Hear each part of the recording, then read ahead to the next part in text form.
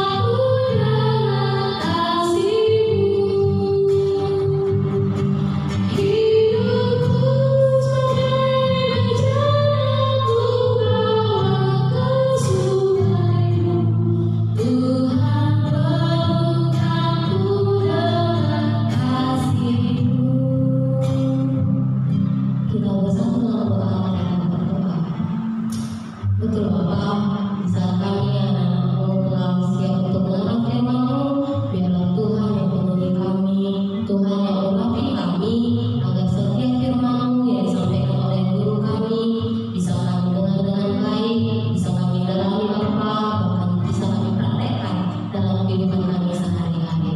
Bapak yang baik, Engkau juga berbagi guru kami yang akan menyampaikan firman-Mu dengan anak-anak Tuhan, agar setiap kata-kata dari guru kami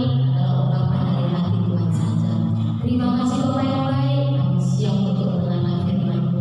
Ini doa dan permohonan kami, kita panjatkan melalui satu nama kita, Anak-Mu Yesus Kristus, kami berdoa dan mengucap syukur. Amin.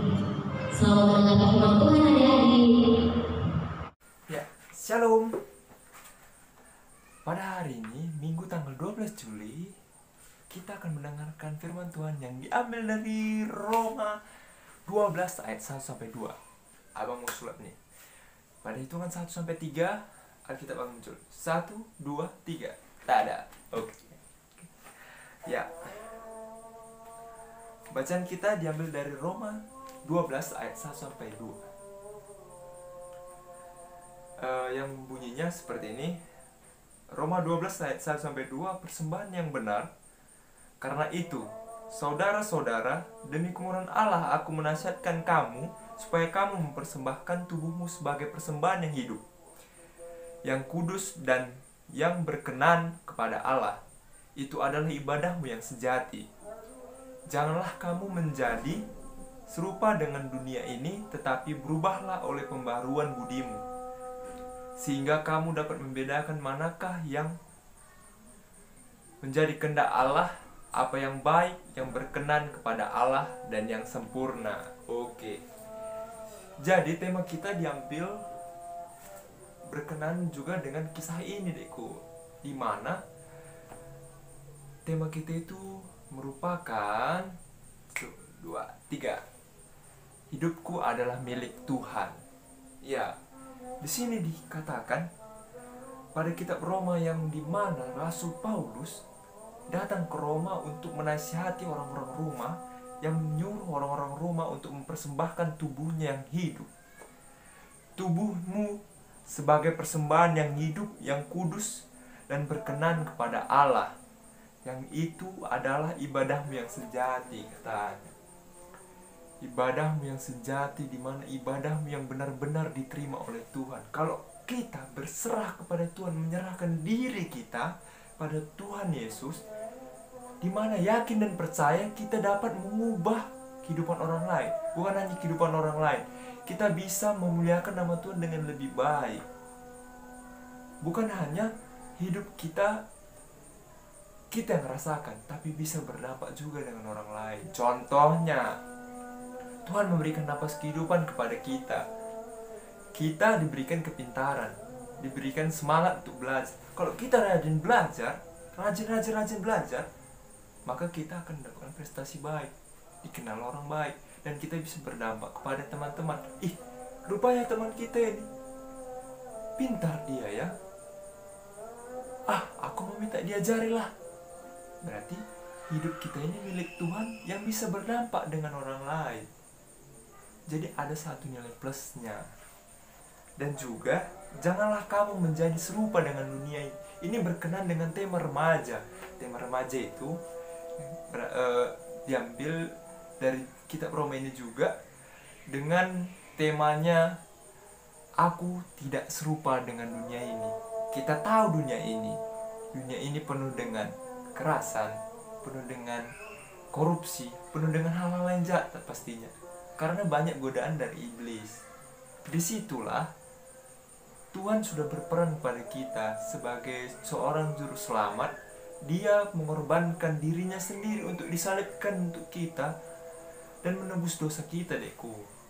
Jadi, kalau Tuhan udah berkorban untuk kita, jadi kita harus memberikan juga kepada Tuhan dengan cara mempersembahkan tubuh kita, mempersembahkan seluruh raga kita untuk menyembah Tuhan.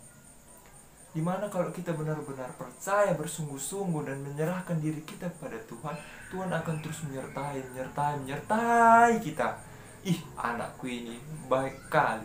Kalau kita tengok orang tua kita, Tuhan itu seperti Bapa. Memang Tuhan itu Bapa kita kan? Bapa. Kalau kita sama Bapa kita sendiri, anakku tak baiknya ya, perlu dia ini.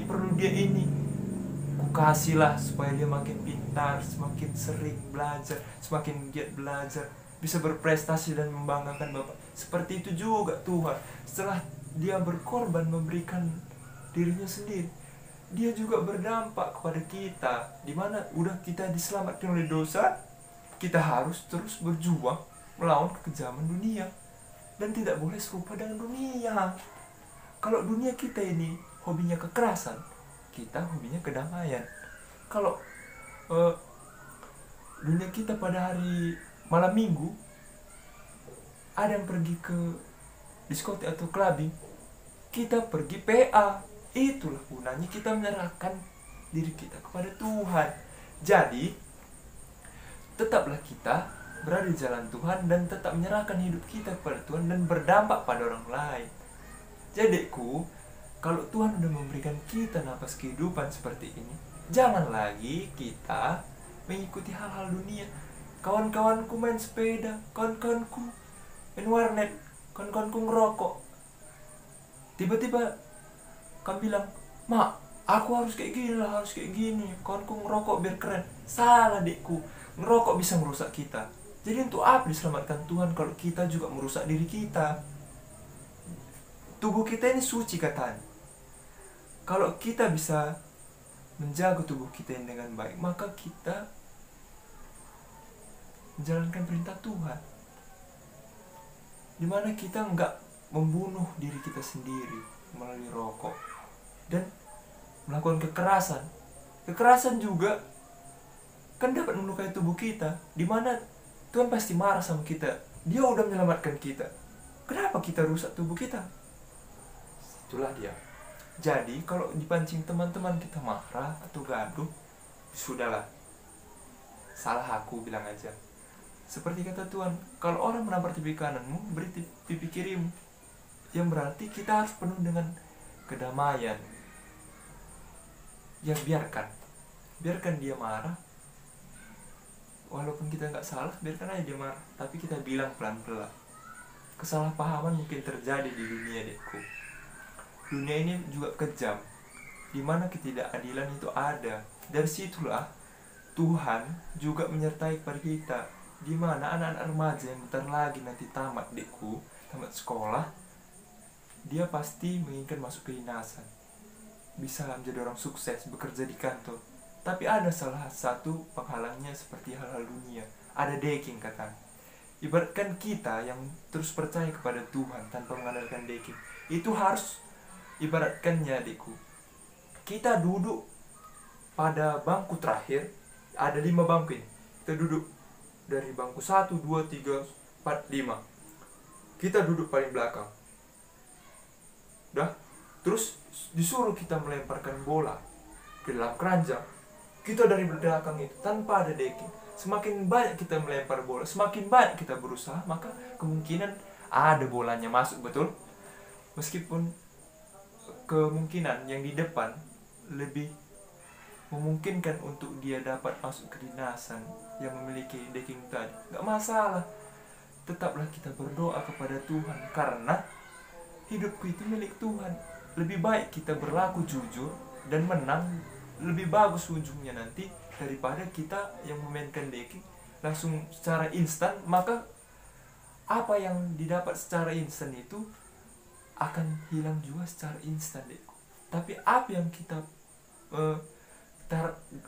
kita usahakan secara pelan-pelan, maka itu akan bisa menghasilkan hasil yang lama dan permanen, bahkan bisa sampai kita tua. Jadi di sini tetaplah kita hidup bersama Tuhan dan jauhi hal-hal dunia yang jahat dan tidak sesuai dengan perintah Tuhan. Di sinilah sampai sinilah kebaktian kita. Tuhan Yesus memberkati. Mari kita sama-sama berdoa. Tuhan Yesus di surga, terima kasih Bapa atas berkat yang telah berikan kepada kami Tuhan. Kami anak-anak-Mu ini, kami yakin kami masih hidup, dan kami percaya kami masih hidup karena Engkau Tuhan. Kau masih memberikan napas kehidupan kepada anak-Mu ini, kepada anak KKR kami ini. Karena itu memang kuasa-Mu Bapa. Bantu kami Tuhan agar kami tetap berada di jalan-Mu, karena kami ingin menyerahkan hidup kami ini kepada-Mu Tuhan. Dan jadikanlah kami anak-anak yang kuat dan memiliki hikmat dan kebijaksanaan untuk mengatur kehidupan kami agar jauh dari hal-hal dunia yang bisa menyesatkan kami Tuhan. Bantu terus kami Tuhan, serta terus kami Bapa. Yesus Anak-Mu kami sudah berdoa. Amin. Untuk mengakhiri ibadah kita hari ini, kita angkat satu pujian lagi ya Guru. Kita mau bernyanyi, kita semua melayani.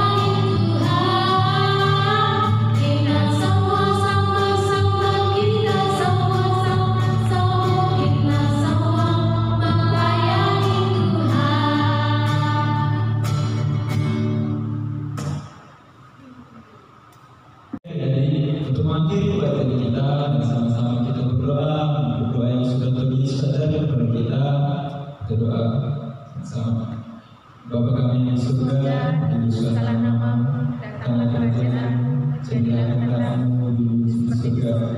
Berikanlah kami pada hari ini